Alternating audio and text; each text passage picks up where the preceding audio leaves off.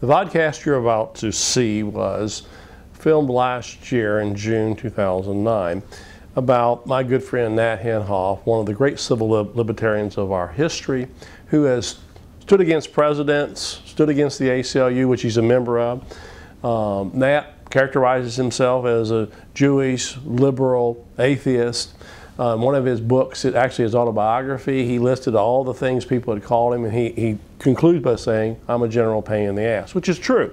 Nat has irritated virtually everybody. He went after President Clinton, said he was a serial violator of our constitutional liberties.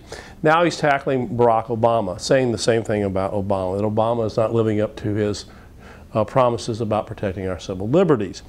So Nat Hentoff is somebody to emulate. He's one of my heroes and somebody that has really encouraged me over the years to keep standing up for our rights, because Nat knows that the center of everything we're doing today is our Constitution. We're losing our liberties. We're moving into a police state, a surveillance police state, where basically we'll have no privacy and we'll be watched all the time. Very Orwellian future. And Nat knows this, and that's why Nat Hentoff is out there. He stays optimistic. He's 85 years old. Believe it or not, he's still kicking. He's writing books. He's writing columns.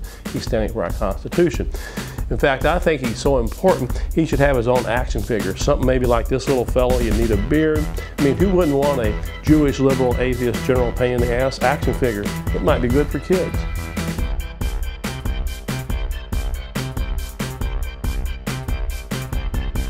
As I speak these words, Nat Hentoff is approaching his 84th birthday.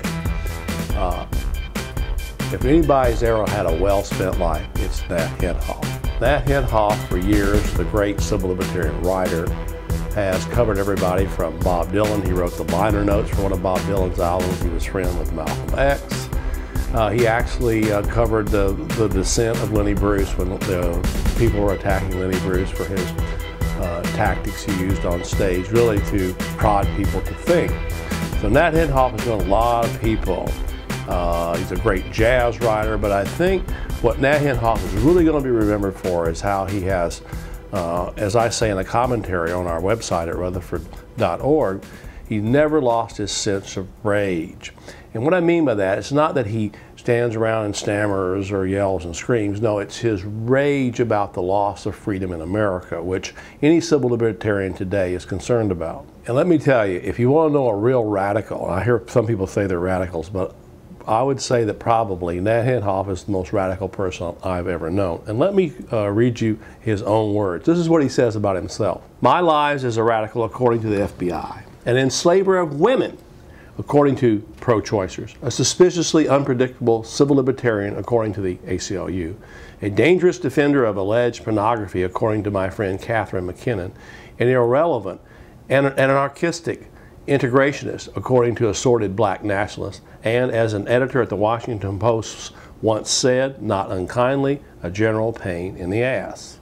Let me tell you, that, in my opinion, describes Nat Hentoff, someone I've known for over 20 years now. Nat is probably the most consistent human being in terms of what he believes and what he says. In his numerous commentaries in defending every particular issue out there, I would say Nat Hentoff hits the center on the most crucial issues of today. When it was not fashionable years ago to be against abortion, Nat Hentoff took a stand.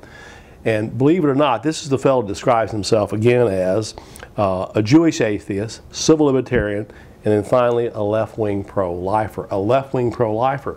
Nat once told me that when he first came out against abortion and became a pro-lifer, the women at the Village Voice where he worked stopped talking to him. But this is the kind of person, principled person, that makes a difference in the world, and that really sums up Nat Hentoff. When Nat Hentoff took his controversial stand on being pro-life, ACLU affiliates around the country started canceling speaking engagements where he was there to speak at their functions. And later he disaffiliated with ACLU, but after post 9/11 and the ACLU started fighting Bush tooth to tooth, which was really good, Hentoff reaffiliated with the ACLU. When I was being attacked during the days of my lawsuit against President Clinton in the Paula Jones case, as being this right-wing conspiratorial fellow and all this, Nat Hentoff actually wrote a column in the Washington Post defending me. He knew right well, again, how it feels to be under the gun because of what you believe, even though you're standing up for the freedoms for all Americans. For 50 years, Nat Hentoff wrote a weekly column for the Village Voice. In December 2008, he was let go. When I read that, I knew that a great publication that has stood for so many things had gone downhill. In fact, that day, I sent Nat Hentoff a letter saying, these people have no class. And what I meant by that is you don't let go an institution that's still vibrant and writing. 1 year on his birthday several years ago, I believe he was 81 or 80 years old, Nat Hentoff called and we talked. And I said, Nat, it's your birthday. You going to celebrate it? And he goes, with champagne, cake? You know what he said to me? No. Today, I'm too busy fighting for civil liberties. So that sums it up. If we're going to have a free America, we have to remember guys like Nat Hentoff, and we have to emulate them and never lose our sense of rage.